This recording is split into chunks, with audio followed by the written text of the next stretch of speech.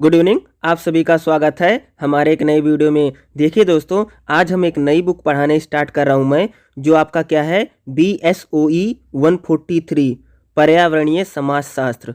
ये चाहे आप सोशोलॉजी के BAG के स्टूडेंट है, BA वाले या BA ऑनर्स वाले बच्चे हैं, दोनों के लिए रहेगी। ठीक है, तो आप देख सकते हैं BSOE 143। इस वीडियो में आपको चैप्टर फर्स्ट, सेकेंड और थर्ड, ठीक है, 3 चैप्टर पढ़ाऊंगा।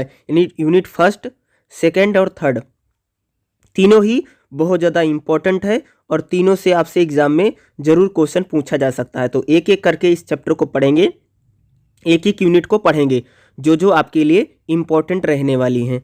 ठीक है, तो चलिए इस क्लास को शुरू करते हैं। तो हमारा जो पहला चैप्टर है, देखिएगा चैप्टर नंबर फर्स्ट क्या है, यूनिट नंबर फर्स्ट, इकाई फर्स्ट क्या है, पर्यावरणीय समाजशास्त्र, प्रकृति एवं संभावनाएं। ये हमारा पहला चैप्टर है। और पहला चैप्टर में अगर मैं देखूं तो हमारे लिए इंपॉर्टेंट क्या रहेगा, 1.3 सामाजिक पर्यावरणीय संबंधों की परिकल्पना। ठीक है, सामाजिक पर्यावरण संबंध क्या है, मानविकीय परिस्थिति, सामाजिक पर्यावरण, पारस्परिकता, समाज यानी पर्यावरणीय द्वंद्व क्या है, ये 3 चीज़ों को हम देखेंगे। उसके बाद हम देखेंगे पर्यावरणीय दुर्दशातांत, यानी पर्यावरण में किस प्रकार की चुनौतियां, यानी पर्यावरण को किस प्रकार की चुनौतियों को, किस प्रकार की समस्याओं का सामना करना पड़ रहा है। नहीं भाई, इन्वायरमेंट की क्या प्रॉब्लम है भाई, ग्लोबल वार्मिंग हो रही है, ओजोन परत में छेद हो रहा है, धुंध है, अम्ल वर्षा है, अन्य चीज़ों का, इन्वायरमेंट का जो ह्रास हो रहा है, उन चीज़ों को देखेंगे। तो इस वीडियो में आपको चैप्टर नंबर फर्स्ट जो आपका रहेगा, ठीक है, चैप्टर नंबर फर्स्ट में 1.3 आपके लिए इम्पोर्टेंट है और 1.4 रहेगा, ये आपके एग्जाम के पॉइंट ऑफ व्यू से इंपॉर्टेंट है। इन्हीं दोनों पॉइंटों को हम चैप्टर नंबर फर्स्ट में देखेंगे। ये आपके लिए चैप्टर नंबर फर्स्ट बहुत ज़्यादा इंपॉर्टेंट है और एग्जाम में आपसे क्वेश्चन ज़रूर पूछे जा सकते हैं। ठीक है, इसलिए इसको हम ज़रूर पढ़ेंगे, क्योंकि भाई इंपॉर्टेंट है, इंपॉर्टेंट सेक्शन है, एग्ज़ाम में आ सकते हैं। ठीक है, तो चलिए हम देख लेते हैं जो जो इम्पोर्टेंट रहेगा। तो आप यहाँ पर देखिएगा कि 1.3 हमारा आ गया क्या है, सामाजिक पर्यावरणीय संबंधों की परिकल्पना। एग्जाम में 100% आ सकता है। ठीक है, देखिएगा सामाजिक पर्यावरणीय पारस्परिकता को अब तक हम इस संदर्भ में जिन मुद्दों पर चर्चा कर चुके हैं, इस आधार पे हम यदि सामाजिक पर्यावरणीय संबंधों को परिभाषित करें तो स्पष्ट होता है कि एक ऐसी स्थिति जिसमें उन सामाजिक परिस्थितियों में मानवीय क्रियाकलापों का वर्णन पर्यावरण को प्रभावित करते हैं होते हैं। यानी सामाजिक पर्यावरणीय संबंध का मतलब होता है भैया कि जो हम लोग जो समाज में रहते हैं, उससे हमारा जो पर्यावरण है, यानी जो इन्वायरमेंट है, वो किस प्रकार से प्रभावित होता है। जैसे मैं एग्जाम्पल की बात करूं, जैसे हम लोग प्रदूषण करते हैं तो पर्यावरण को नुकसान हो रहा है, ह्रास हो रहा है। पर्यावरण परिवर्तन से क्या इंसानों पर भी प्रभाव पड़ता है, यानी समाज के जो परिवर्तन होते हैं, समाज और पर्यावरण में किस प्रकार के संबंध है। तो अगर मैं बात करूं तो पर्यावरण और समाज में एक बहुत ही संबंध है, यानी अगर पर्यावरण अगर बदलता है तो इंसान पर उसका इफेक्ट, उसका प्रभाव हम देखते हैं। अगर इंसान किसी क्रिया या प्रतिक्रिया को करता है तो उससे पर्यावरण प्रदूषित होता है या पर्यावरण में परिवर्तन होता है। यानी मनुष्य और पर्यावरण का क्या है, आपस में अंतर संबंध है, यानी समाज और पर्यावरण आपस में क्या है, संबंधित हैं। यानी सामाजिक, अगर समाज में परिवर्तन होगा तो पर्यावरण बदल जाएगा, अगर पर्यावरण में परिवर्तन होगा तो हमारे समाज पर उसका प्रभाव पड़ेगा। यानी दोनों में क्या है, संबंध है, बहुत अच्छे संबंध होते हैं। यानी अगर बात करूं समाज में, अगर भाई प्रदूषण हो रहा है या ध्वनि प्रदूषण है, वायु प्रदूषण है, कुछ भी हो रहा है, इससे हमारा इन्वायरमेंट यानी पर्यावरण खराब होगा। ठीक है, अगर पर्यावरण में अगर ठंडी पड़ती, गर्मी पड़ती है, बरसात होती है, इससे क्या समाज पर भी तो प्रभाव पड़ेगा, इंसानों पर भी तो प्रभाव पड़ेगा, यानी दोनों पर। यानी पर्यावरण में जब परिवर्तन होगा तो आम इंसानों पर प्रभाव पड़ता है। अगर व्यक्ति किसी प्रकार के क्रियाकलाप को करता है तो उससे हमारा इन्वायरमेंट भी इफेक्टेड होता है, उससे प्रभावित होता है। यानी सामाजिक और पर्यावरण में दोनों प्रकार का हमें बहुत गहरा संबंध देखने को मिलता है। उन्हीं संबंधों के यहाँ पर क्या की गई है, बातें की गई हैं। तो पहला जो हमारा इसमें बताया गया है, मानवीय परिस्थिति मॉडल।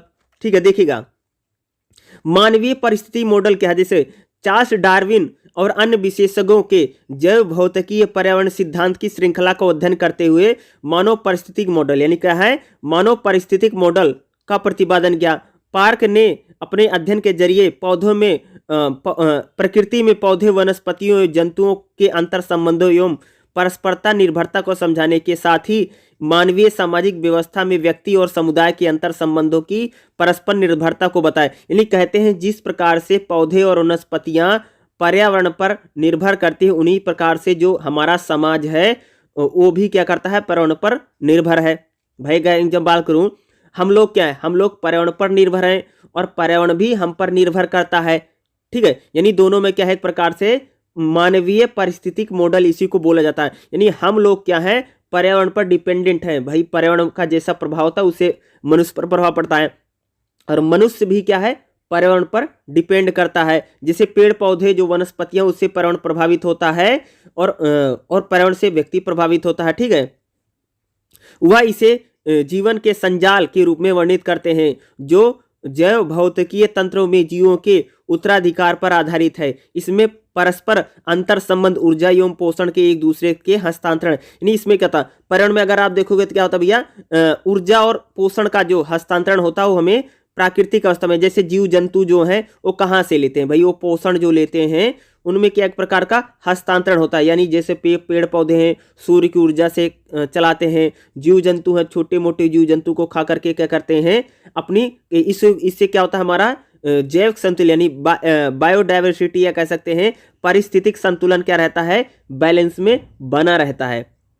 अगर मैं बात करूं, जैसे हम लोग क्या है, ठीक है, खाद्य पदार्थों को खा रहे हैं, जीव जंतु जो हैं वो छोटे छोटे जीव जंतु को खा रहे हैं, कुछ पेड़ पौधे हैं जो अगर देखोगे तो क्या होता है, पेड़ पौधे क्या करते हैं, सूर्य की रोशनी में अपना खाना बना सकते हैं। ठीक है, तो उससे वो अपना संश्लेषण से खाते पीते रहते हैं। तो इस प्रकार से क्या है, हमारे पर्यावरण में पूरा क्या है भैया, बायोडाइवर्सिटी यानी इको बैलेंस यानी इको सिस्टम जो पूरा है उसी प्रकार से चलता है। ठीक है, वह जैविक संतुलन के रूपक का प्रयोग करके मानव समाज में सामाजिक संतुलन स्पष्ट करते हैं। यानी कह सकते हैं कि जो हमारा पर्यावरणीय संतुलन होता है उससे हमारा क्या बनता भैया, सामाजिक संतुलन भी बनता है। अगर पर्यावरण संतुलित है, पर्यावरण में किसी प्रकार की समस्या नहीं है, तो हमारा सामाजिक संतुलन भी बना रहेगा।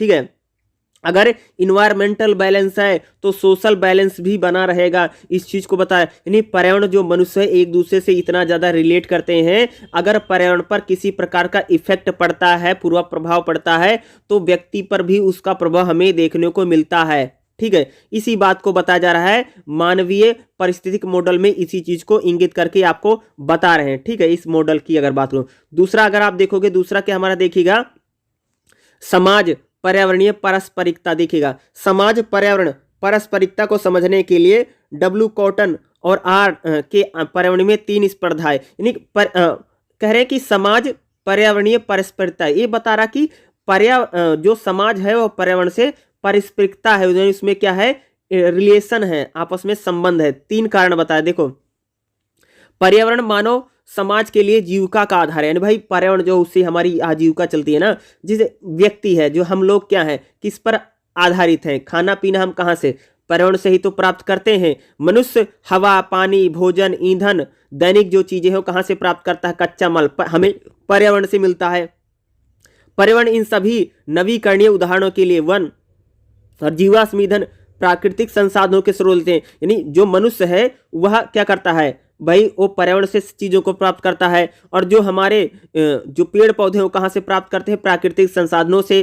ठीक है, इस प्रकार से यानी जो मनुष्य है वो किस पर निर्भर है भाई, हम लोग किस पर, यानी समाज जो है वो क्या है भाई, पर्यावरण पर निर्भर है, हम लोग डिपेंडेंट हैं पर्यावरण पर। जैसे मनुष्य है, मनुष्य क्या है, पूरी तरीके से खाने के लिए, पीने के लिए, अब जैसे हम लोग पानी पीते हैं, भोजन खाते हैं, ईंधन है, जंगल है, सब चीजें पर हम किस पर है, पर्यावरण पर हम क्या है, हमारी निर्भरता है। यानी समाज जो है, जो व्यक्ति है वो पूरी तरीके से क्या है, पर्यावरण पर निर्भर है, यानी उसकी क्या है, निर्भरता निर्भर है। उसी प्रकार से देखिएगा। दूसरा, पर्यावरण मानव समाज के अस्तित्व के लिए निवास स्थान उपलब्ध है। जो पर्यावरण या जो मनुष्य, हम लोग कहाँ निवास करते हैं, पर्यावरण क्या करता है, मानव के लिए क्या करता है भैया, निवास स्थान उपलब्ध कराता है। जैसे हमारे घर, कार क्षेत्र, खेल के मैदान, यात्रा, परिवहन, या दूसरे शब्दों में कहें तो हमारे दैनिक जीवन के लिए आवश्यक सभी चीजें मुहैया, यानी पर्यावरण जो होता है वही हमारे लिए रहने का, खाने का, या खेलने का, या यात्रा करने का जो स्थान है वो हमें पर्यावरण भी उपलब्ध करवाता है। अगर पर्यावरण ही क्या करता है मनुष्य के लिए, भाई खाना हो, पानी हो, रहना हो, इन सभी के लिए निवास स्थान भी, यानी पर्यावरण ही क्या करता है हमारे लिए निवास स्थान भी उपलब्ध कराता है।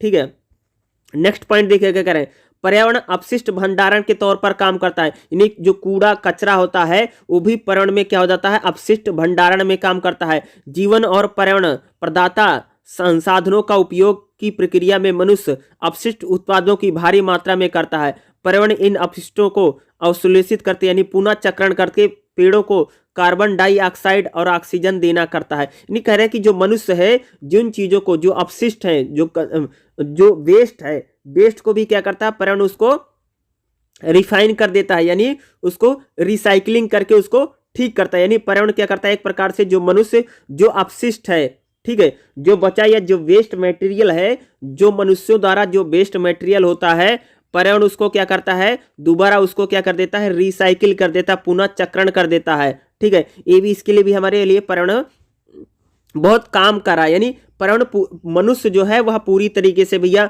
खाने के लिए, पीने के लिए, रहने के लिए, और जो वेस्ट है उन सब के लिए क्या है, हम लोग पर्यावरण पर ही निर्भर है। हमारी जो डिपेंडेंसी है यानी निर्भरता है पूरी तरीके से पर्यावरण पर ही क्या करती है, डिपेंड करती है, निर्धारित करती है। इसी बात को बताया गया। अगला पॉइंट क्या बताता है, समाज पर्यावरणीय द्वंद्व। द्वंद्व क्या है, यानी समाज और पर्यावरण में एक प्रकार का द्वंद्व है। ठीक है, देखो 1970 के दशक तक सार्वजनिक चिंताओं की में उभरती पर्यावरणीय समस्याओं को ध्यान में रखते हुए इसके परीक्षण के उद्देश्यों के साथ पर्यावरणीय समाजशास्त्र में सामाजिक व्यवस्था एवं भौतिक पर्यावरण में ढांचा संबंध है। ठीक है, यानी पर्यावरण में अगर समाज की बात करें तो उसमें एक प्रकार का क्या है, संबंध है। द्वंद्व का मतलब क्या होता है कि आज मैं अगर बात करूं, जब से इंडस्ट्री लगी है, जब से कंपनी लगी है, तब से लगातार क्या हो रहा है, पर्यावरण का बहुत ज्यादा दोहन हो रहा है। ठीक है, पर्यावरण में लगातार गिरावट हो रही, गिरावट की वजह से समाज और पर्यावरण के मध्य द्वंद्व बढ़े, यानी आज जो पर्यावरण है मनुष्य उसको खराब कर रहा है, इससे मनुष्य का भी जीवन प्रभावित हो रहा है। इन्हीं शोधों में समाज और पर्यावरण में परस्परता प्रभाव के लक्षणों के अनुसार दिए गए। जैसे आप कह सकते हो कि समाज आर्थिक विस्तार के लिए पर्यावरण का क्या करता है, नुकसान कर रहा है। मनुष्य क्या करता है भैया, आर्थिक विस्तार के लिए, विकास के लिए क्या करता है, पर्यावरण का दोहन करता है, इससे बुरा प्रभाव पड़ रहा है। पर्यावरणीय निष्कर्ष में वृद्धि अनिवार्य रूप से परिस्थितियों समस्याओं के कारण बनती है। इसके अंतर्गत प्राकृतिक जैविक व्यवस्था में अव्यवस्थित हो जाने पर स्थिर गैर नवीकरणीय संसाधनों तक ह्रास होता है। ये परिस्थितियां समस्या आगे चल करके आर्थिक विस्तार की प्रक्रिया में बाधा बनती है। यानी हम लोग क्या कर रहे हैं, हम लोग अपने विकास के लिए, अपने विस्तार के लिए, आर्थिक विकास के लिए क्या करते हैं, पर्यावरण का दोहन करते हैं। इसलिए कह सकते हो कि मनुष्य और पर्यावरण में एक प्रकार का क्या है, संघर्ष हमें दिखाई देता है कि मनुष्य अपने विकास के लिए विकास के लिए, अपने डेवलपमेंट के लिए क्या कर रहा है कि हम लोग क्या करते हैं भैया, पर्यावरण का दोहन कर रहे हैं। इस प्रकार से कह सकते हैं कि मनुष्य और पर्यावरण में एक प्रकार का क्या है, संघर्ष बना हुआ है। यह व्यक्ति के लिए हानिकारक हो सकता है कि भाई अगर हम लोग पर्यावरण का दोहन करेंगे तो हम लोग कहाँ रहेंगे, तो इसलिए क्या है, संघर्ष यानी द्वंद्व है, उसी को यहां पर बताया गया। अगला जो हमारा रहेगा 1.3 में देखिएगा, 1.3 भी आपके लिए इंपॉर्टेंट है। क्या देखिएगा, पर्यावरणीय दुर्दशाएं, यानी पर्यावरण में किस प्रकार की चुनौतियां, आज के समय में पर्यावरण को किस प्रकार की चुनौती है। भाई प्रदूषण है, ध्वनि प्रदूषण है, और दुनिया भर की चीजें हैं, जलवायु परिवर्तन हो रहा है, ओजोन परत में छेद हो गया है, अम्ल वर्षा हो रही, यानी पर्यावरण को किस प्रकार की चुनौतियों का सामना करना पड़ रहा है। ये इंपॉर्टेंट हो सकता है भाई, एग्जाम में आ सकता है, ध्यान रखना।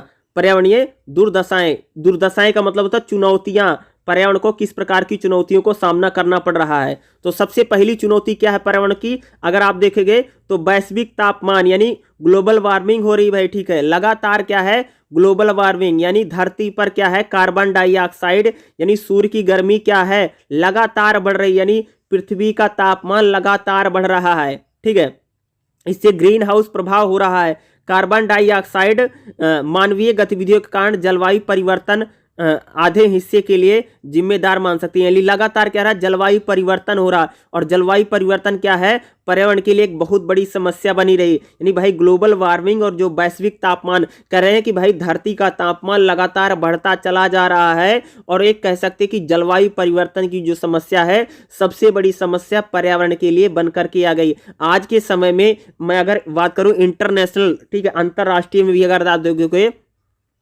तो लगातार ग्लोबल वार्मिंग की बात की जाती है। लगातार भाई धरती का तापमान बदल रहा, धरती का टेम्परेचर बढ़ रहा है, जो जलवायु है पूरी तरीके से बदल, जहां पर ठंडी ठंडी पड़ती थी वहां पर ठंडी कम पड़ने लग गई, जहां पर गर्मी पड़ती थी वहां पर गर्मी लगातार बढ़ती चली जा रही है। इस प्रकार से जो जलवायु परिवर्तन है, ग्लोबल वार्मिंग है, वह पूरी तरीके से कैसे पर्यावरण के लिए एक बड़ी समस्या बन करके आया है। अगला क्या है, ओजोन परत का क्षय है। भाई ओजोन परत में जो छेद हो गया है, देखिएगा ओजोन 03 हमारी धरती पर ऊपरी वातावरण में एक ऐसी जीवनप्रद परत है जो धरती पर सूर्य की पराबैंगनी किरणें को दुष्प्रभाव। देखो भाई सूर्य जब निकलता है तो सूर्य से क्या निकलती है, बहुत खतरनाक गैसें निकलती हैं। अगर वह गैसें इंसान पर डायरेक्ट अगर पड़ जाएंगी तो इंसान का क्या होगा कि तमाम तरह की बीमारी हो सकती है। खतरनाक गैसों से बचाने के लिए क्या है कि आसमान में क्या है, एक परत है, ठीक है, जिसको हम बोलते हैं ओजोन परत। उसी ओजोन परत में क्या हो गया, छेद हो गया, और ओजोन परत में छेद होने से क्या हो रहा कि सूर्य की जो किरणें हैं वो डायरेक्ट धरती पा रही। इससे मनुष्यों के लिए क्या भाई है, कैंसर, आंखों में मोतियाबिंद, या इंसानों की प्रतिरोधक जो क्षमता है, या खांसी, यानी खांसी क्षति पहुंच रही, यानी ओजोन परत में छेद हो गया है। ये मनुष्य के लिए बहुत क्या है, हानिकारक है। ओजोन परत क्या है, ओजोन परत धरती पर आने वाली पराबैंगनी किरणों को रोकती है। अगर ओजोन परत नहीं रहेगी तो मनुष्यों के लिए और सभी जीवों के लिए क्या है, धरती पर जीवन मुश्किल हो जाएगा। यानी क्या है, यह एक रक्षा कवच का काम करती है। ओजोन परत क्या भैया, रक्षा कवच के नाम से इसको जाना जाता है, जो मनुष्यों की सूर्य से आने वाली खतरनाक जो पराबैंगनी किरणें हैं उससे हमें रोकती है, और हमें ओजोन परत की रक्षा करनी चाहिए। अगर ओजोन परत सही नहीं रहेगी तो हमें आने वाले समय में समस्या, यानी कह सकते हैं कि ओजोन परत में छेद है, यह भी पर्यावरण की एक बड़ी समस्या बन करके हमारे सामने आई। अगला क्या है, धुंध यानी स्मोग, यानी फोग जो हो रहा है, ठीक है। देखिएगा धुंध एक बहुत बड़ा, धुंध किस प्रकार की, रासायनिक धुंध, ठीक है, रासायनिक धुंध दुनिया भर के सभी शहरों में आप देख रहे हो, दुनिया भर की कंपनी बन गई है और उसमें क्या है, रासायनिक धुंध का मुख्य कारक है ओजोन। जमीन पर पाई जाने वाली ओजोन सूर्य के प्रकाश में धरती पर सतह पर प्रदूषित वायु के साथ संपर्क में बनती है। जीवाश्म ईंधन का अंधाधुंध प्रयोग, आजकल क्या जीवाश्म ईंधन का प्रयोग हो रहा है। कल कारखाने से निकलने वाला जो धुआं है नाइट्रोजन ऑक्साइड का पैदा करता है, जो सूर्य को क्या कर रहा है, एक प्रकार से रासायनिक धुंध भी क्या है, पर्यावरण के लिए एक बड़ी समस्या बन के आई है। आज के समय जो कंपनियों में तमाम तरह के जो केमिकल है, जो रसायन है, उनका जो यूज हो रहा है, इससे रासायनिक धुंध बन रही है। अगला है सफेद धुंध। देखिएगा सफेद धुंध वायु में मिलने वाले सूक्ष्म कण होते हैं। ये कण इतने सूक्ष्म माइक्रो आकार में, यानी मनुष्य के बाल से भी छोटे होते हैं। इन्हें आंख से देख पाना मुश्किल है। सामान्यतः इस तरह के कणों का करीब आधा हिस्सा प्राथमिक घटक यानी धुआं का होता है, जो कार और अन्य वाहनों, यातायात, भवन निर्माण, आग जलाए जाने से होते हैं।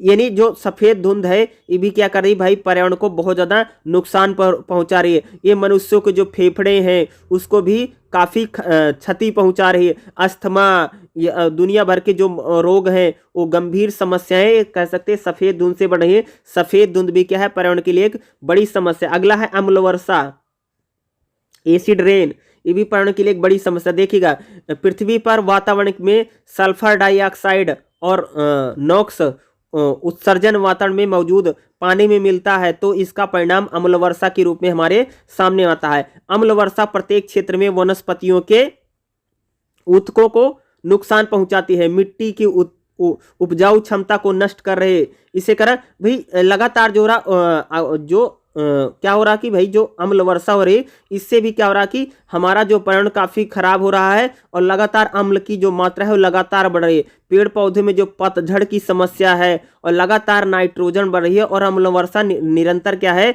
चिंता का कारण बनी हुई है। अगला क्या अन्य जो कारण है यानी परिस्थिति में जिसे मृदा अपरदन हो रहा है। ठीक है, मृदा क्षरण का मतलब आज का मिट्टी का कटाव भी, ठीक है, इसको मृदा अपरदन भी बोलते हैं। मिट्टी का कटाव भी एक बड़ी समस्या है भाई। मिट्टी कट रही इससे क्या होता है, इससे भी पर्यावरण को काफी क्षति पहुंच रही। मृदा क्षरण जिसको हम बोलते हैं, मृदा अपरदन भी बोला जाता है। मिट्टी का कटाव क्या, इससे खेती में एक दिक्कत आती है। जब हम कीटनाशक डालते हैं कि जो मिट्टी है वो बह बह करके नदियों में समुद्र में जा रही है, इससे क्या हो रहा है कि जो समुद्र का जल स्तर है वो बढ़ रहा है। यानी मृदा अपरदन भी पर्यावरण के लिए एक बड़ी समस्या है।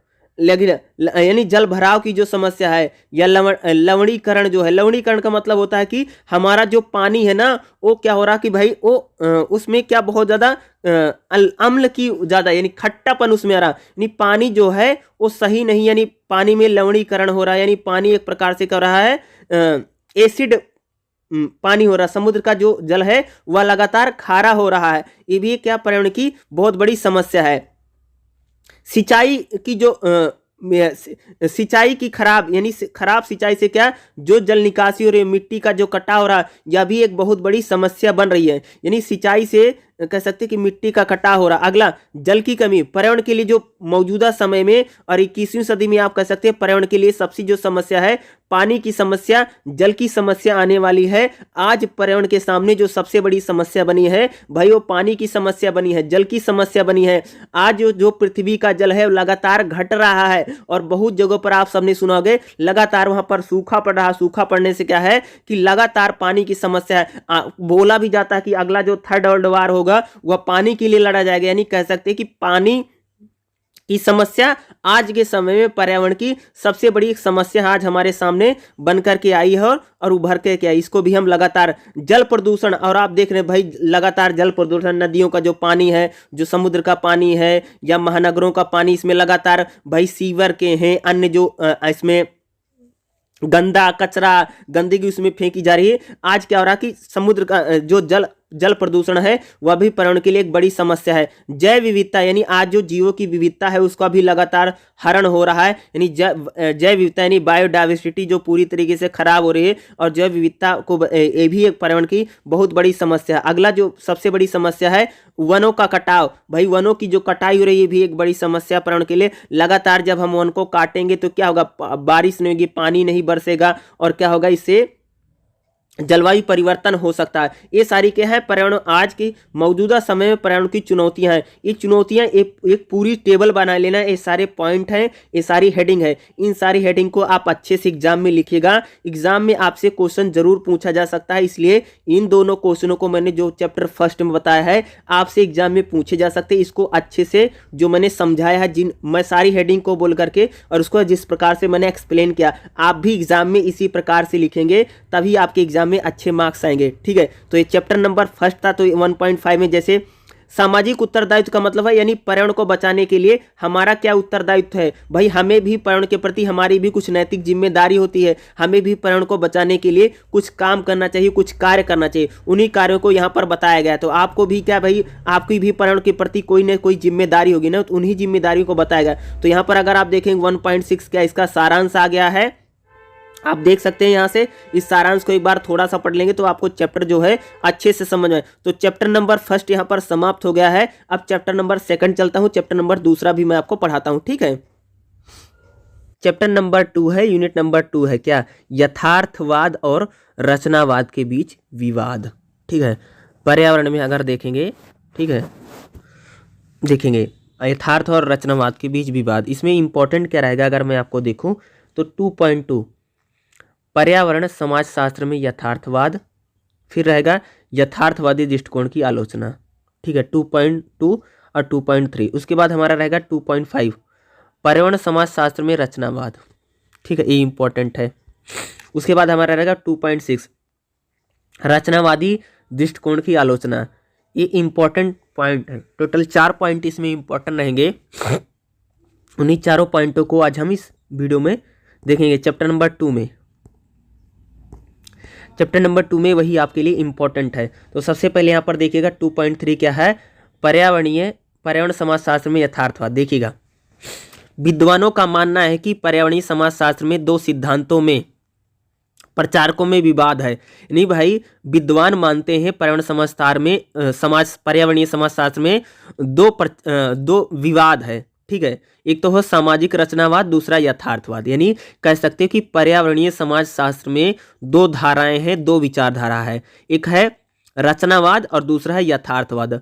पर्यावरण समाज शास्त्र में इसका महत्व है, यानी पर्यावरण समाज शास्त्र में अगर आप देखोगे तो रचनावाद और यथार्थवाद क्या है, इसका महत्व बढ़ जाता है, क्योंकि यह विषय प्राकृतिक सामाजिक संबंधों, पर्यावरणीय परिवर्तनों, प्राकृतिक जीवन के साथ साथ सामाजिक मेल मिलाप के प्रश्नों को समझ रहे हैं। यानी कह सकते हैं पर्यावरणीय समाजशास्त्र में यथार्थवाद और रचनावाद का महत्व इसलिए बढ़ जाता है क्योंकि यह प्रकृति और समाज के बीच क्या संबंध है, पर्यावरणीय परिवर्तन क्या होता है और सामाजिक मेलजोल क्या है, इन संबंधों के कारण ये प्रश्न जो है बढ़ जाता है। ठीक है, प्राकृतिक अध्ययन में यथार्थवाद का उपयोग है। यानी कह सकते हैं कि प्राकृतिक अध्ययन में अगर देखोगे तो यथार्थवाद का बहुत प्रयोग हुआ है।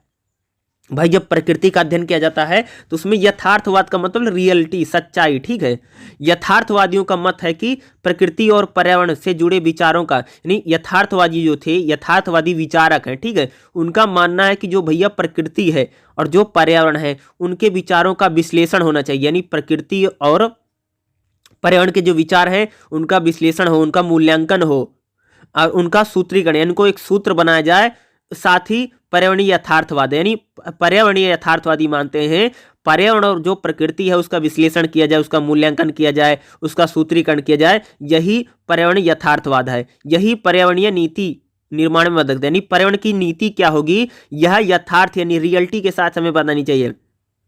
टेड बेंटन, पीटर मैफी आदि विद्वान यथार्थवादी दृष्टिकोण पर चलते हैं। इन विद्वानों के अनुसार यथार्थवादी मॉडल हमें प्राकृतिक जीवन के आयामों, यानी यथार्थवादी मॉडल क्या बताता है कि जो हमारा प्राकृतिक जीवन है उसके जो आयाम है, उनमें जो घटनाएं हैं, जो प्रतिक्रियाओं की परखने की मदद करता है। यानी यथार्थवादी बताता है मॉडल की प्राकृतिक जो जीवन है उन चीज़ों को परखने में मदद करता है। न सिर्फ इतना, यह सामाजिक रचनात्मक ढांचे में इसका प्रभाव का भी अवलोकन है। यानी सामाजिक और रचनात्मक ढांचे में यथार्थवाद क्या प्रभाव है, इसका भी मदद करता है। प्रकृति को यदि हम परिभाषित करें तो इसका अर्थ है कि भौतिक दुनिया में लगातार, नहीं अगर हम प्रकृति को डिफाइन करें या परिभाषित करें तो पता चलता है भैया जो भौतिक दुनिया है, जो प्रेजेंट टाइम की जो दुनिया जो है उसमें चलने वाली रचनाओं और प्रक्रिया। यथार्थवादी यह सवाल करते हैं कि इस पर्यावरण की समस्या की सच्चाई के, यानी यथार्थवादी जो है वह पर्यावरण की सच्चाई क्या है, पर्यावरण को रियलिटी के साथ, सच्चाई के साथ उसकी समस्याओं के समाधान की बात करते हैं। या इस अद्भुत घटना के कारण क्या है, जैसे ग्लोबल वार्मिंग, यानी जो यथार्थवादी भैया वो ग्लोबल वार्मिंग क्यों बढ़ रही है, प्रदूषण का स्तर क्यों बढ़ रहा है,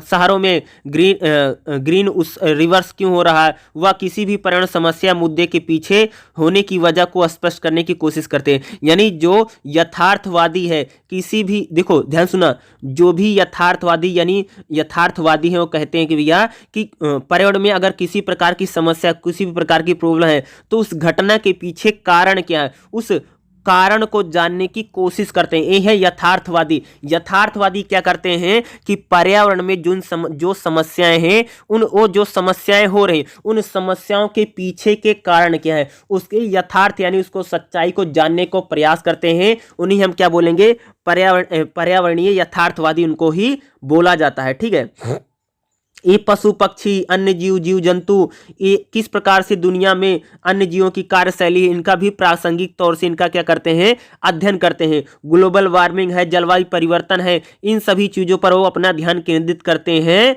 और उन पर कह सकते हैं उनकी सच्चाई क्या है और उनकी यथार्थ यानी उनकी रियलिटी की ये जांच करते हैं। कौन है, यथार्थवादी। इन्हीं को हम क्या बोलते हैं भैया, यथार्थवादी। यथार्थवादी के बारे में यही बातें आपको लिखनी है जो मैंने आपको बताया, क्योंकि इंपॉर्टेंट हो सकता है। उसके बाद देखोगे 2.4 में आपका कहेगा यथार्थवादी सिद्धांत की आलोचना। देखेगा यथार्थवादियों के सिद्धांत विचारों से जुड़ी में बहुत समस्या, यानी यथार्थवादी की सिद्धांत है उनके विचारों में बहुत सारी समस्या है। सामाजिक संरचनावादियों ने यथार्थ, ये जो संरचनावादी हैं उन्होंने यथार्थवादियों के यथार्थ को जानने के दावे में बहुत सी समस्या को बताया, यानी उन्होंने इसकी आलोचना की है। कुछ कहते हैं कि यथार्थ के जिस सांस्कृतिक नजरिए से लोग प्रकृति को देखते हैं और समझते हैं, यथार्थवादी उस आयाम को नज़रअंदाज करते हैं। यानी कहते हैं जो यथार्थवादी है वह सांस्कृतिक नजरिए, यानी यथार्थवादी क्या भैया, वह सांस्कृतिक नजरिए को नज़रअंदाज कर देते, उसको मानते नहीं हैं। आलोचक कहते हैं कि उनके भौतिक और जैविक पूर्वाग्रह यथार्थवादी किसी भी अर्थ निर्माण की सामाजिक प्रक्रिया की ओर, यानी कहते हैं कि जो यथार्थवादी होते हैं वह किसी भी सामाजिक प्रक्रिया पर ध्यान नहीं देते, यानी इन पर आरोप लगता है यथार्थवादियों पर कि यह सामाजिक प्रक्रिया पर ध्यान नहीं देते हैं, यानी किसी भी चीज़ की पर्यावरणीय समस्या की संरचना, यानी किसी भी पर्यावरण की जो समस्या है उसकी संरचना पर इन्होंने ध्यान नहीं। जैसे अलग अलग समय में विभिन्न लोगों द्वारा विभिन्न तरीके से प्रदूषण को समझाया जाता है। एक्सटेंडवाना यानी पर्यावरणीय द्वारा पर्यावरण की समस्याओं का क्रमिक वर्गीकरण हमेशा भौतिक प्राकृतिक यथार्थवादी के साथ मेल नहीं खाता है। इसकी रचना जटिल सामाजिक संस्कृतियों, विमर्शों और राजनीतिक उद्देश्यों में भी होती है। रचनावादी पर्यावरणीय यथार्थ को निश्चित रूप से जानने के लिए यथार्थवादी दावे की आलोचना करते हैं, यानी कहते हैं कि जो रचनावादी हैं वो क्या करते हैं, यथार्थवादी जो दृष्टिकोण है उसकी क्या करते हैं भैया, आलोचना करते हैं। वह कहते हैं कि प्रकृति विज्ञान का सारा ज्ञान मानव द्वारा गढ़ा गया, यानी कहते हैं जो प्रकृति विज्ञान है उसका जो सारा ज्ञान है उसने मनुष्य ने खुद बनाया है, किन्हीं विशेष सामाजिक परिस्थितियों में उपजा है। ऐसे ही सामाजिक कारणों से इन ज्ञान को प्रभावित किया जाता है। इसके अतिरिक्त विद्वानों का यह मानना है कि यथार्थवादी सिद्धांत के पास औपचारिक रूप से पर्यावरण विज्ञान की ट्रेनिंग नहीं होती है, यानी ये लोग कहते हैं जो यथार्थवादी होते हैं उन्होंने कभी भी पर्यावरण को बारे में पढ़ा नहीं, लिखा नहीं, उसकी ट्रेनिंग नहीं ली है, इसलिए वह पर्यावरण की समस्याओं के कारणों का सही और सटीक, यानी कहते हैं कि भैया इन पर ये आरोप लगता है कि जो यथार्थवादी हैं उन्होंने कभी भी पर्यावरण विज्ञान की ट्रेनिंग नहीं ली है, इसलिए वो पर्यावरण की समस्याओं का सही और सटीक मूल्यांकन करने की योग्य नहीं है, उनमें योग्यता नहीं, उन्होंने पर्यावरण को कभी भी पढ़ा नहीं, लिखा नहीं, इसलिए उनमें योग्यता नहीं है। इस प्रकार से क्या इनकी आलोचना की जाती है। ठीक है, अगला जो हमारा रहेगा रचनावाद को हम देखेंगे। ठीक है, इसमें पॉइंट जो देखेंगे इंपॉर्टेंट रहेगा। यहाँ पर देखिएगा पर्यावरण में समाजशास्त्र में रचनावाद क्या है, देखिएगा। रचनावादी कहते हैं कि पर्यावरण समाज द्वारा बनाया गया है। रचनावादी क्या कहते हैं कि जो पर्यावरण है वह समाज ने ही बनाया है, इस बात को कहते हैं। ठीक है, रचना में बात करते हैं। पर्यावरण संबंधित किसी भी दावे पर विश्वास करने से पहले, यानी पर्यावरण को लेकर के दावे किए जाते हैं उस पर विश्वास करने से पहले रचनावादी दृष्टिकोण उस विषय को सामाजिक सांस्कृतिक संदर्भ में रख कर देखेंगे। उस समस्या, इन्हें क्या करते हैं, किसी भी समस्या पर करते उस सामाजिक संदर्भ को, ये क्या करते हैं, सामाजिक सांस्कृतिक और सामाजिक चीज़ों को ज़्यादा देखते हैं। उस समस्या या मुद्दे से संबंधित सभी भागीदारों का मूल्यांकन करते हैं और देखते हैं कि कौन सा दावा कर रहा है, उस दावे के खिलाफ कौन है। पर्यावरण से संबंधित कुछ विशेष विमर्श ही चर्चा में क्यों है, यानी पर्यावरणीय परिवर्तन, ग्लोबल वार्मिंग, पतन, यानी वो लोग ये कहते हैं कि किसी खास मुद्दों पर ही चर्चा क्यों हो रही, कारण क्या है, बाकी मुद्दों पर लोग चुप क्यों हैं, यानी कुछ ही मुद्दों पर पर्यावरण में चर्चा हो रही, सभी मुद्दों पर क्यों नहीं थी, इसकी जांच करते हैं। सामाजिक रचनावाद सिद्धांत के पीछे यह मत है कि पर्यावरण का यथार्थ ऐतिहासिक क्रियाओं की राजनयिक रुचियों और सांस्कृतिक सोच से बना है। वह देखते हैं कि ऐसे कोई सामाजिक समुदाय है जिसे किसी विशेष दावे से फायदा मिलता है, यानी कहते हैं कि चेक करते हैं किसी को पर्यावरण के जो समस्या है उससे फायदा मिल रहा है या नहीं मिल रहा, और किसके कंधे पर सारी जिम्मेदारियां डाली जा रही हैं, इसका परिणाम क्या होगा। कायदे की बात करें तो सामाजिक संरचना का दृष्टिकोण पर्यावरण के रचनात्मक दावों के पीछे सामाजिकता का आधार उभरता है। अतः यह मानवीय समाज और उसके अर्थ प्रतिपादन, धारणाओं और विमर्शों के आयामों की क्षमताओं की अध्ययन के केंद्र में रखकर क्या करते हैं, जांच करते हैं। यानी कहते हैं कि पर्यावरण में अगर जो समस्या है उन्हीं समस्याओं पर बात क्यों हो रही है, पर्यावरण में जिन समस्याओं पर बात हो रही है उस पर किस पर आरोप मढ़े जा रहे हैं, ठीक है, इससे लाभ किसको हो रहा है, इन सभी चीजों को क्या है वो जांच करता है। क्या करता है भैया, रचनावाद करता है। ठीक है, रचनावादी यही बातों की क्या करते हैं, बात करते हैं, यानी पर्यावरण में जो समस्याएं हैं उन समस्याओं पर ही बात हो रही, बाकी अन्य चीजों पर बात क्यों, इस पर काम करते हैं। दूसरा क्या करते हैं कि इससे लाभ किसको हो रहा उसकी जांच करते हैं तथा इससे फायदा किसका होगा, इन सारी चीजों की क्या करते हैं, ये जांच करते हैं और जांच के जरिए ही क्या करते हैं, इसका निकालते हैं, निष्कर्ष निकाला जाता है। अगला जो हमारा पॉइंट रहेगा देखिएगा, सामाजिक रचनावाद की आलोचना किस प्रकार से की गई है। बहुत से विद्वान सामाजिक रचनावाद सिद्धांत के विभिन्न आधारों पर चुनौती देते हैं।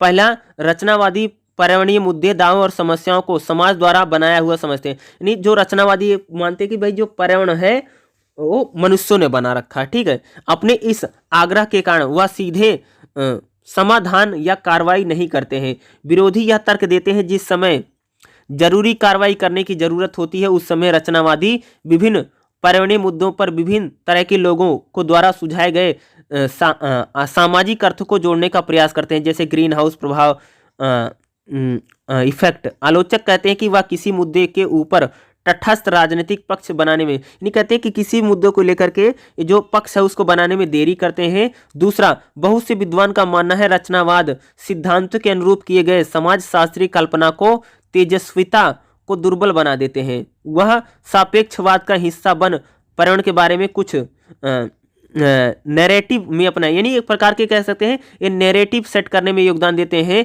यह सिद्धांत प्रकृति के लिए हानिकारक हो सकता है। भाई ये बोला जाता है कि रचनावाद जो पर्यावरण का जो रचनावाद सिद्धांत है यह प्रकृति के लिए हानिकारक हो सकता है, क्योंकि यह भी किसी प्रकार की कार्रवाई ना करके केवल विषय के जाल बना रहे हैं, यानी किसी प्रकार की समस्या का समाधान नहीं करते हैं, बस खाली उसके बारे में जाल बनाते रहते हैं, घुमा घुमा करके बातें करते हैं।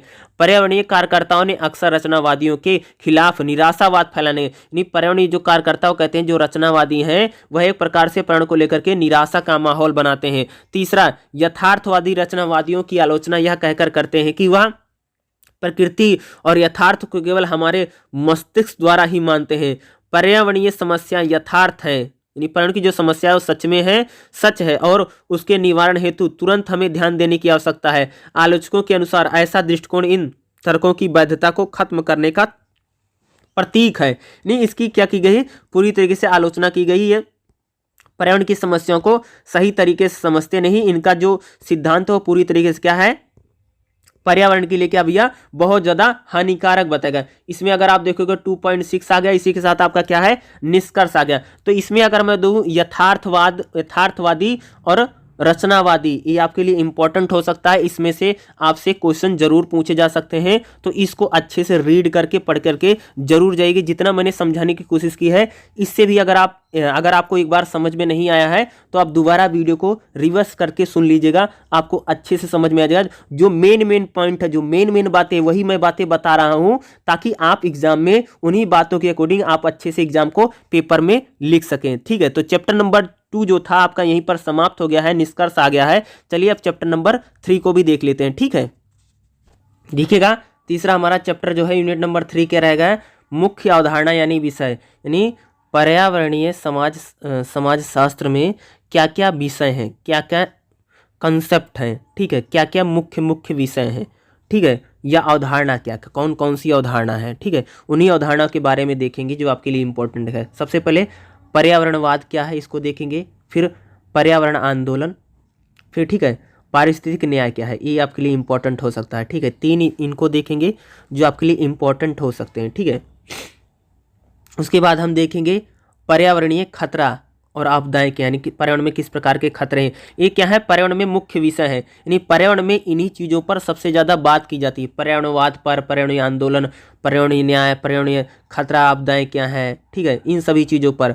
यानी पर्यावरण में किस प्रकार की चुनौतियां हैं, वैश्विक पर्यावरणीय आंदोलन किस प्रकार से हैं, इन्हीं चीज़ों पर। यानी पर्यावरण में क्या सारे क्या हैं, ये सब्जेक्ट हैं, ये टॉपिक हैं, इन्हीं टॉपिक पर ही पर्यावरण में सबसे ज़्यादा विचार विमर्श किया जाता है। वो कौन कौन से टॉपिक हैं, उन्हीं टॉपिकों पर क्या करेंगे हम चर्चा करेंगे। आपके एग्जाम में अगर पर्यावरण में कौन कौन से मुख्य विषय हैं, तो ये जो मैंने आपको दिखा रहा हूँ ना, पर्यावरणवाद, पर्यावरण आंदोलन, पारिस्थितिक न्याय, पर्यावरणिक खतरा और आपदाएं, पारिस्थितिक सम्मिश्रण, पर्यावरण उपचाप, वैश्विक पर्यावरण आंदोलन, पर्यावरण समाजशास्त्र के लिए चुनौतियां, ये सारे इसके क्या है टॉपिक है इंपॉर्टेंट। इन्हीं चीज़ों के बारे में आज क्या करना है।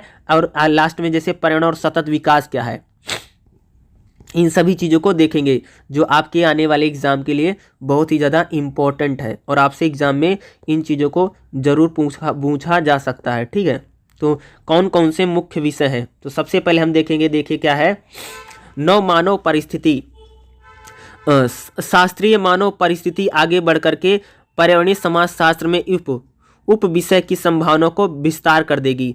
नौ मानव परिस्थितियों में देखो, नौ मानव परिस्थितियों में समाजशास्त्र का योगदान इस बात से संबंध रखता है कि अब समाज शास्त्रियों को भी सामाजिक प्रक्रिया और पारस्परिक क्रिया को समझने के लिए, यानी जो समाज शास्त्री हैं उनको भी सामाजिक क्रिया और परस्पर क्रिया को समझने के लिए भौतिक, रासायनिक, जैविक और पर्यावरणीय तत्वों को सम्मिश्रण करने की आवश्यकता है।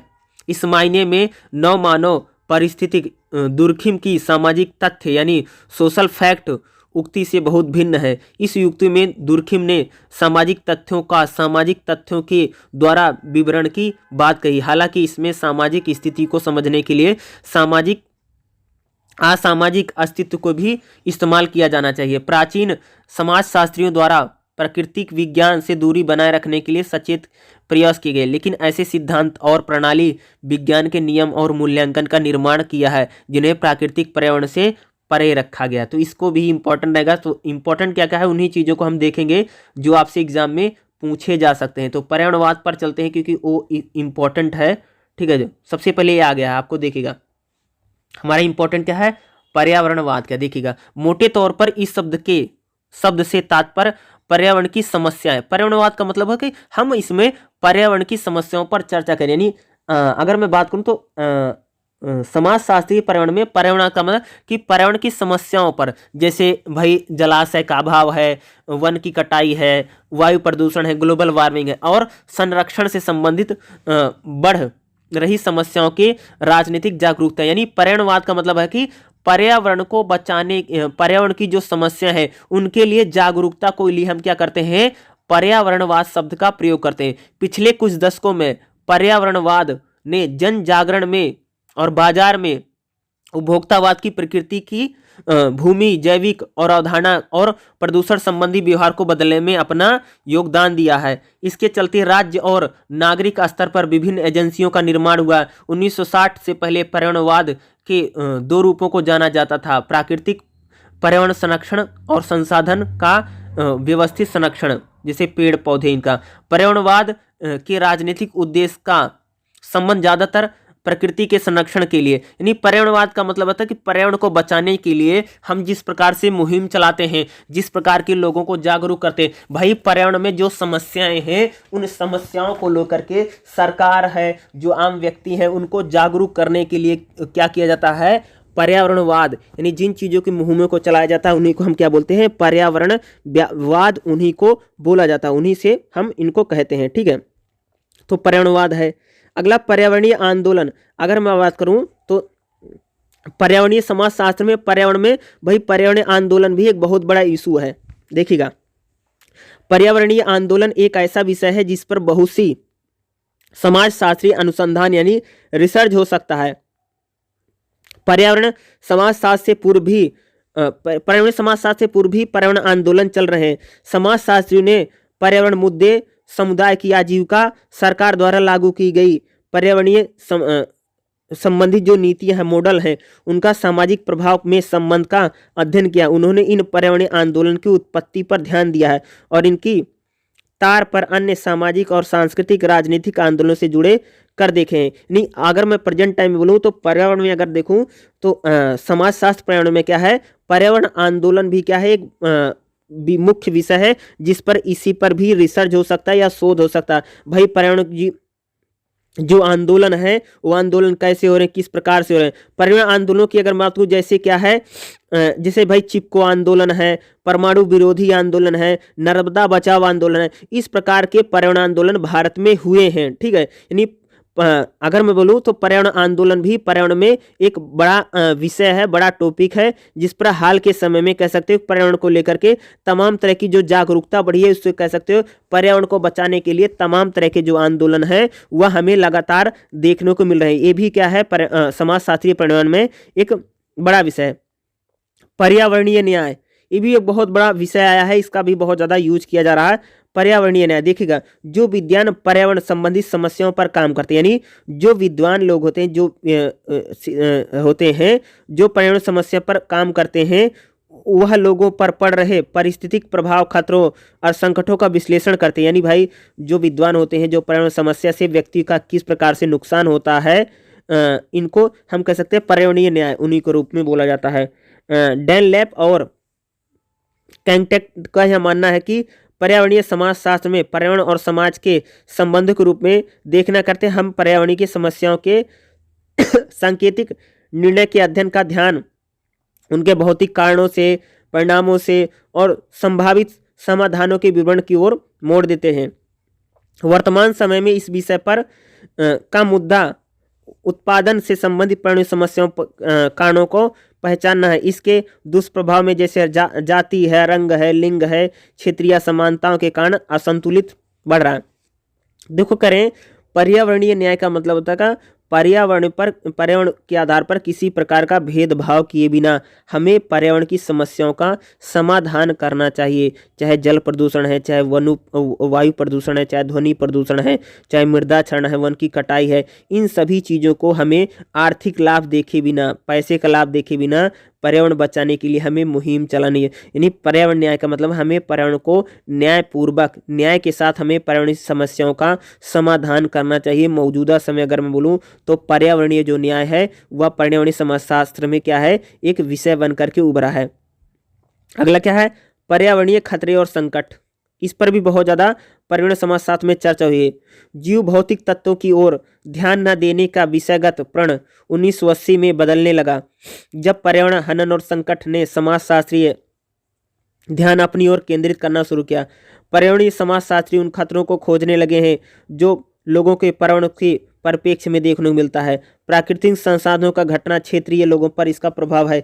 इसके अतिरिक्त संसाधनों का जुटाने की क्षमता हो जैसे विषय है समाजशास्त्रीय अध्ययन में हिस्सा बने। नहीं, अगर मैं बोलूँ तो पर्यावरण में किस प्रकार से समस्याएं हैं, ठीक है, पर्यावरण की जो समस्याएं हैं, जो खतरे हैं, उन पर भी कह सकते हैं कि पर्यावरणीय समाजशास्त्र में विषय आया है। उन पर भी लगातार रिसर्च हो रहा है, उन पर भी लगातार शोध हो रहा है, उन पर भी लगातार क्या है, स्टडी की जा रही है। यानी पर्यावरण में किस प्रकार की समस्याएं हैं, किस प्रकार के खतरे हैं, उन खतरों को लेकर के भी पर्यावरणीय जो समाजशास्त्री हैं वह लगातार चिंतित हैं और लगातार इस पर क्या कर रहे हैं भैया, रिसर्च कर रहे हैं, शोध कर रहे हैं। यह भी एक बड़ा विषय आज के समय में आया है और इसको हमें भी देखने को मिला। वही चीजें आपको यहाँ पर बताई गई।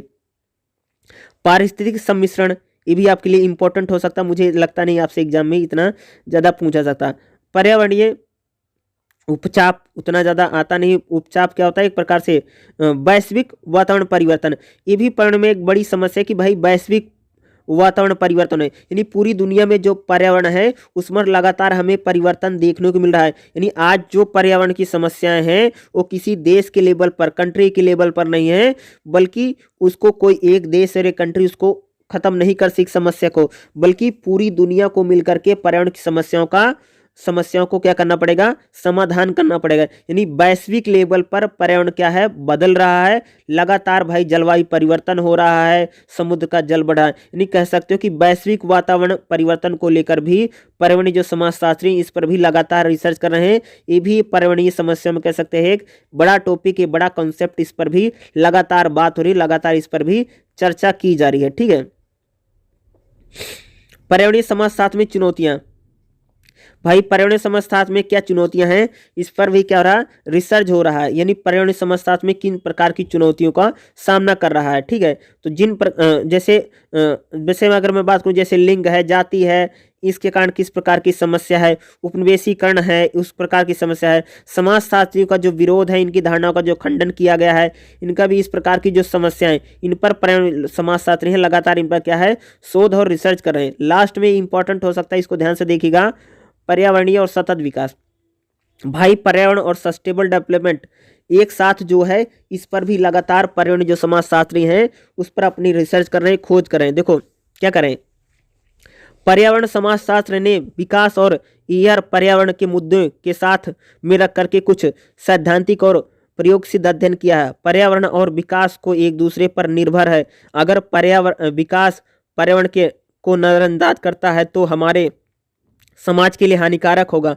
अतः यह आवश्यक है कि विकास के किसी भी मॉडल को बनाने में जीव भौतिक पर्यावरण के लिए मानवीय रचनाओं को ध्यान में रखना है। देखो, पर्यावरण सतत विकास ये कहता है भैया कि अगर हमें लगातार डेवलप करना है, विकास करना है, ठीक है, पर्यावरण सतत विकास दोनों को हमें साथ लेकर के चलना है। विकास के लिए नहीं देखिए पर्यावरण खत्म हो रहा है उस पर ध्यान न दें, बल्कि हमें पर्यावरण को बचाते हुए भी क्या करना है, लगातार डेवलपमेंट करना है, विकास करना है, ठीक है। आने वाली पीढ़ियों के लिए भी जो प्राकृतिक संसाधन है वह बचे रहें, ठीक है।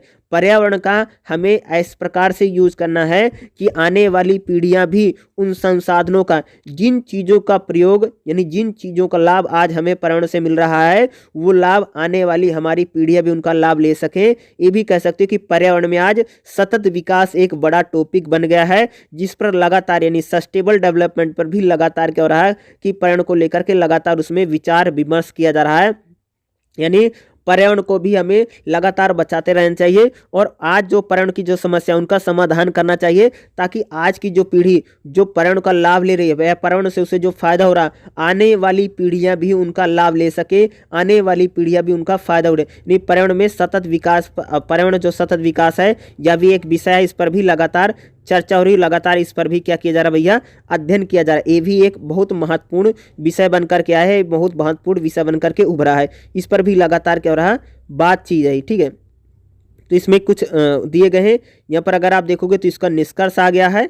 निष्कर्ष आप सब भाई मेरे एक बार जरूर पढ़ लिया करो। यहाँ से देखोगे, यहाँ से जो निष्कर्ष दिया गया, ठीक है, यहाँ से अगर आप देखोगे तो इसको यहाँ तक है निष्कर्ष, ठीक है, इसको पढ़ लेना अच्छे से।